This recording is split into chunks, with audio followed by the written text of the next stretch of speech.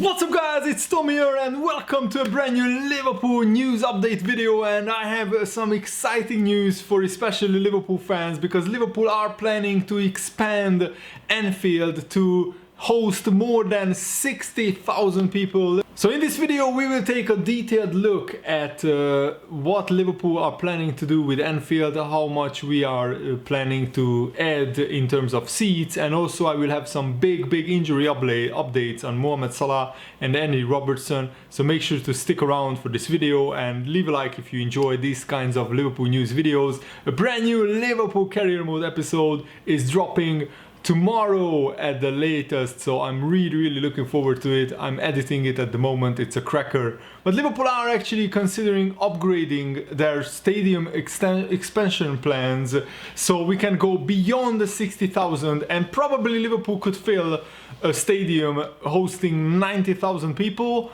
And the deadline is actually looming on existing planning application, and Liverpool have outlined planning permission to add 4,000 seats to the Anfield Road end.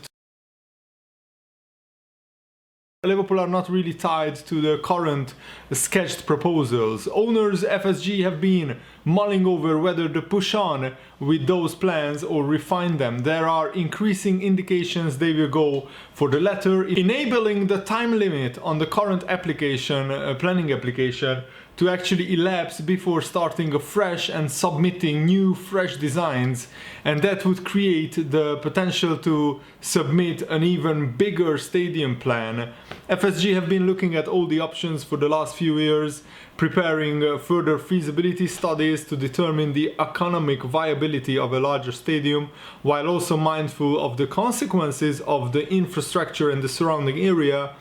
And also there are talks of maybe a train station being opened close to the stadium, so fans could get to the stadium a lot easier and in a larger numbers, because at the moment I don't think the infrastructure surrounding the Anfield Road area is adequate enough for a stadium to host 65 or maybe even 70,000 people. So there needs to be, of course, upgrades in the infrastructure of the surrounding areas as well, if you Liverpool want to go ahead with this planning permission. But I think Liverpool will consult with the Liverpool City Council as well and what they think about this, and that is a key consideration given traffic and public transport pressure on a match day, and it has made previous planning applications a laborious process. Liverpool CEO Peter Moore, who also used to be the CEO of EA,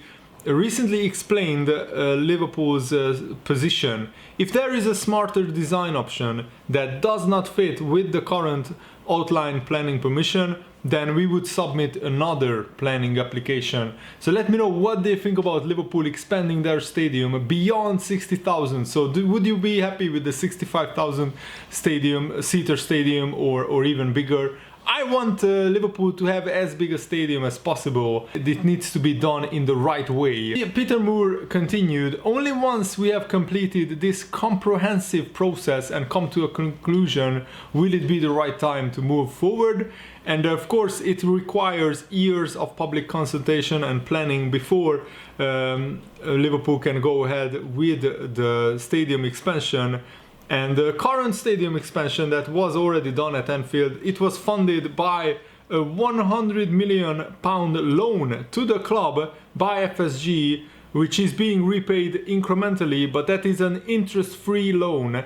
So basically Liverpool just got loaned a big amount of money so we can build that stadium expansion. And of course repaying that has been helped by the exceptional team performance over the last 2 seasons, winning the Champions League, finishing in the Champions League final the season before that, finishing second in the Premier League, and Liverpool have earned in excess of £300 million pounds in prize funds following successive Champions League final appearances. Liverpool's owners were given a reminder of the potential of their club during their open-top bus parade, of course, this summer. It has not influenced their decision to investigate how to further expand the stadium. That has long been on the agenda, so there are no knee-jerk reactions to those incredible scenes, but it reaffirmed how the demands for tickets far outweigh the supply. And even if Liverpool are given the green light to reconstruct more of Anfield, it could be 2 to 3 years before the work is actually complete. The club's immediate expansion priority is focused on a new training ground facility, which is under construction right now at Kirkby at a cost of £50 million. That will be formally opened in 2020. And Liverpool FC recently released a video, time-lapse if you like, of that new training facility being built, and I think it's stunning.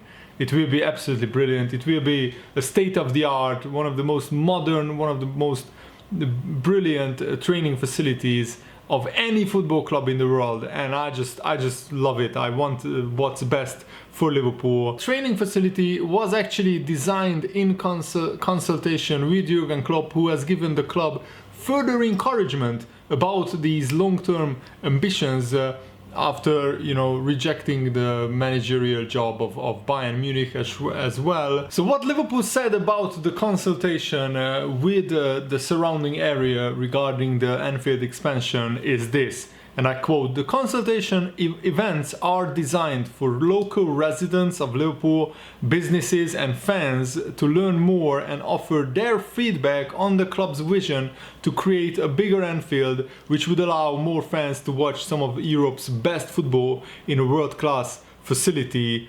And of course, these interested parties can attend the consultation events at the Cop Bar from 1600 GMT on Friday 29th of November, and Monday same time 2nd December, or Tuesday 3rd of December. So these are the consultation event dates. The last consultation event is at noon. So both Mohamed Salah and Andy Robertson they are a doubt for the Crystal Palace game.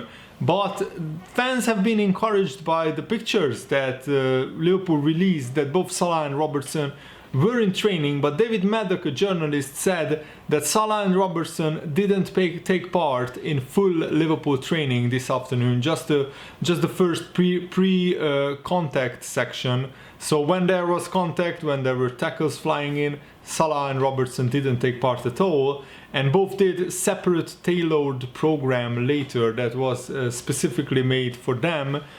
Jurgen Klopp will see if they can return to fitness and to full training tomorrow before making a decision whether to include them in the starting 11 at the weekend, but I don't think Liverpool will risk either Salah or Andy Robertson, but we shall wait and see. Jurgen Klopp has confirmed that Salah is a doubt to face Crystal Palace, as Salah continues to struggle with an ongoing ankle problem.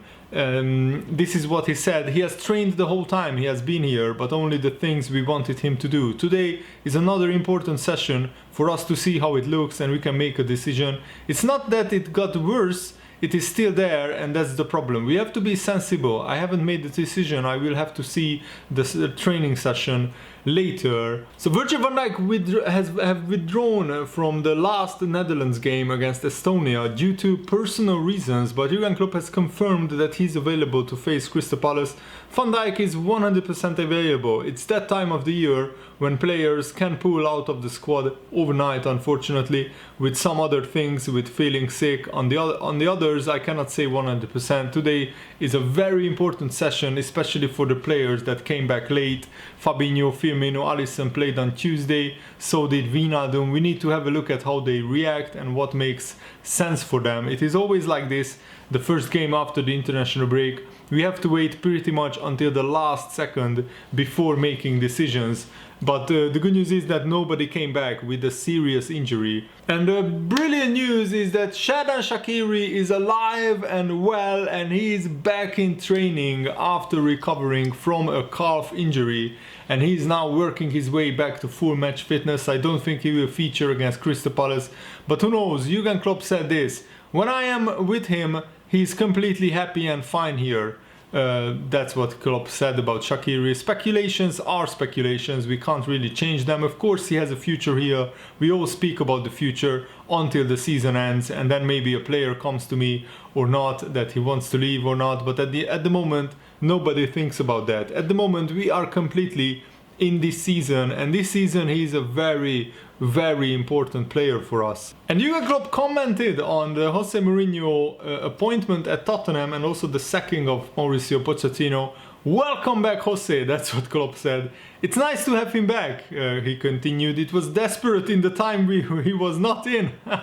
Of course he was joking there, but that's just brilliant. On the other side, Mauricio Pochettino is not there at Tottenham anymore. It shows how quickly things can change in football. Around 5 months ago, we played each other in the Champions League final, and now Pochettino is no longer a manager at Tottenham. Now he's on holiday and he can enjoy it. He did a brilliant job at Tottenham, nobody doubts that. He's an outstanding coach, a great guy, left and right of the game. I really enjoyed the games we played. He was my first game in the Premier League, so we have a bit of history. Everybody knows that for all the jobs not available and available, Mauricio will be in contention. Everything will be fine, but that was a big one. I couldn't really believe it when I first heard, but a couple of hours later they already had a solution. I hope he can enjoy the next few weeks, because it won't be long before he's back. And Jose Mourinho is highly motivated. So it will be very, very interesting how this all pans out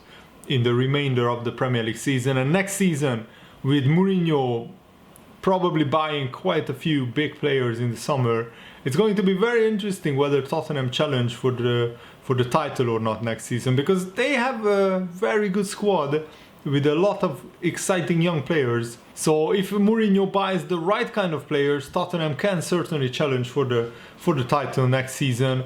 And former Premier League manager Harry Redknapp thinks that Liverpool will go unbeaten in the season. I don't think so. I think the season is very long. Injuries, tiredness will happen. Fluke goals can go in. So I think Liverpool will lose 1 or 2 games. The Premier League is stronger than ever before. So Liverpool will struggle in some games, and I think we will lose 1 or 2, maybe even 3 games before the end of the season. But I hope that we'll be still enough to win the title. But this is what Harry Redknapp actually said.